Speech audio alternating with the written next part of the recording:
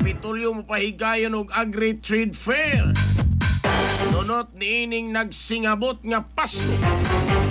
Detalye sa report sa Ironato kini pinagi sa pagpamati ni Katropa Grigi Magdadaro. Live report.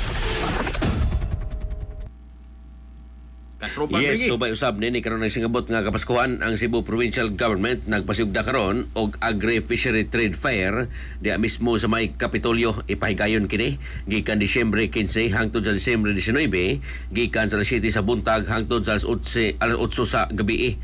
Diin Lunes hangtod sa Biyernes makita og ingon man mahimo nga mapilian sa tuang mga konsumidor ang nagkadayang mga produkto nga agri-fishery gikan mismo sa probinsya Sugbo nga ibutang diya mismo sa may Cebu Provincial Capitol Ground. Gipakita og ingon man katuyuan ning nasikutan nga kalihukan mo gyud ang paghatag nining nasikutan nga ato ang mga Sugboanon nga magkapalit og mas barato og nindot og lami nga mga pagkaon diya mismo sa Kapitolyo. Ila kini nga desisyonan aron usab nining panahon sa Pasko adunay kapilian ang atong mga kaigsuonan hilabi na kung galing mo bisita sila diya mismo sa Kapitolyo.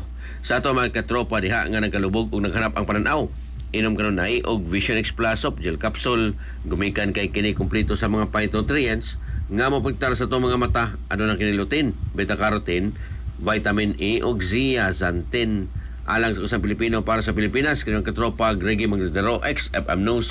XFM